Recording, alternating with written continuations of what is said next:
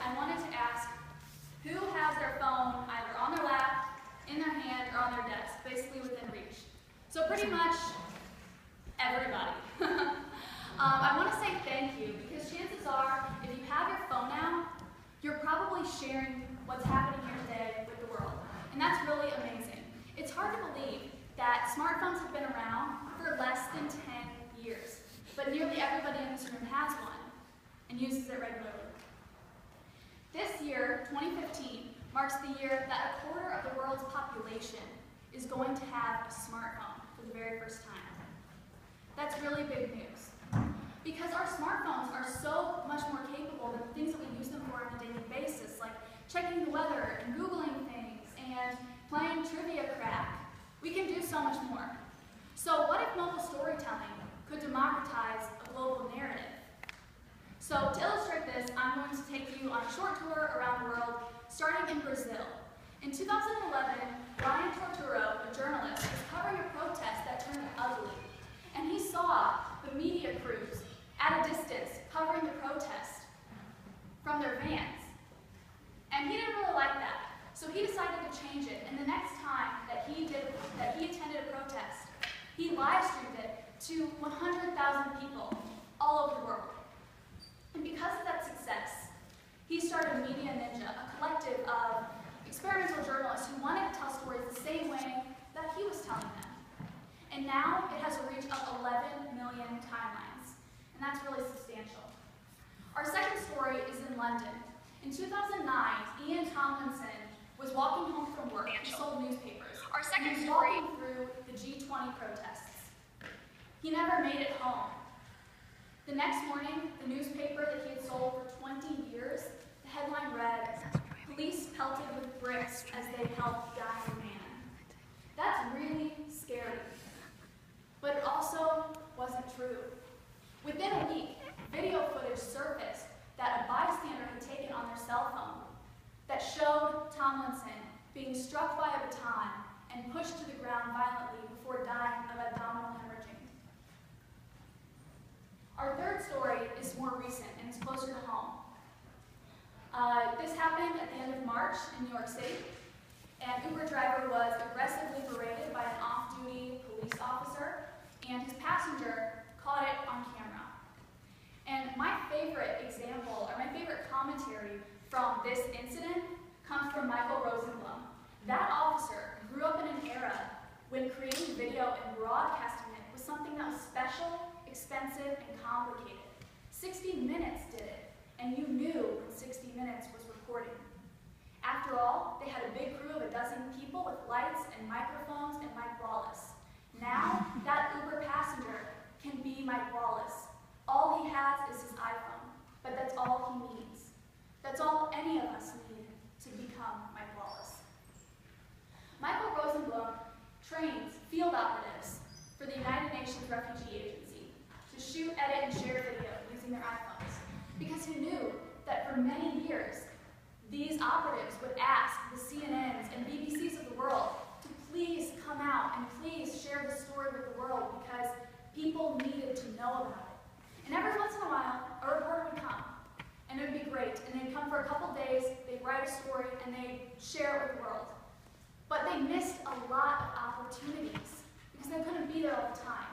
So he trained these people to be able to do everything themselves. At the moment that something interesting happened or something that the world needed to know about it, they could do it themselves. And these were the people that had all of the context and the familiarity to tell the story as it was.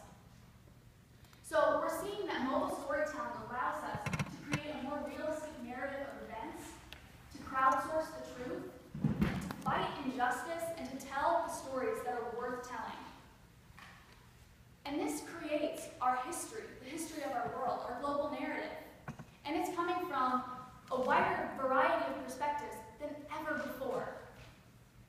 But there are still some problems to mobile journalism.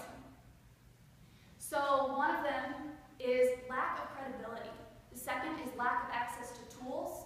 And the third is inability to share with a mass audience.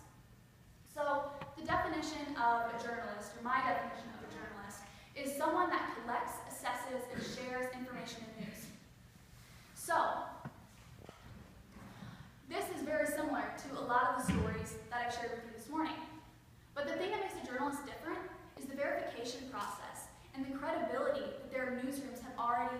invested in establishing with their audience. But every minute, 300 hours worth of video is uploaded to YouTube, and 5,000 photos are posted to Instagram. That is a lot of stuff to wade through and to figure out what's honest and what we can rely on and what we can't. Even journalists get it wrong.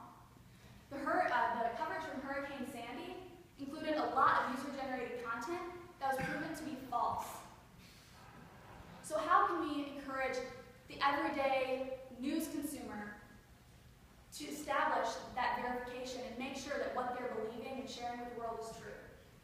The next problem is lack of access to tools. It's wonderful that a quarter of the population is going to have a smartphone this year. That's very exciting. But that still leaves 5.5 billion people worldwide without a smartphone. And 60% of people worldwide don't even have access to the internet yet. And a far smaller proportion of both of those two categories has the digital literacy required to be sharing complete, credible, contextual stories. So there are some problems there. The third thing is ability to reach a mass audience. So a lot of the people in this room are probably what you might consider information elites. We're people that are constantly checking Reddit and Twitter and confirming things to be true and constantly engaging in a conversation. But the majority of people still get their news from mass media. So how can we get these stories into their hands? So you have two options currently, which is things go viral and everybody and your mom sees them. And that is wonderful, power to the people, but that's not going to happen for the majority of the things that we post. In fact, it's a vast, vast minority. The second option is user-generated content being shared by mass media. But here's a problem with that. 75% of journalists, the people who are determining what is going to be shared on a wide level, say that they feel pressure to tell stories that are going to garner more clicks and more social shares. And that's kind of scary because when we focus too much on our return on investment, we become too invested in our ROI, we forget about another really important I word, which is impact. And so what's really amazing about mobile storytelling is people are telling these stories without any incentive. We are sharing our lives on social media every day. We're posting photos and we're sharing videos and we're sharing our lives and what's happening to us. And we're not doing it for money. We're doing it because we enjoy it. We love sharing these things. We're doing it for the sake of creating something. So what if we all pointed our phones at the right things at the right times, to steal from Tron, and enabled the rest of the world to do the same? What would it change?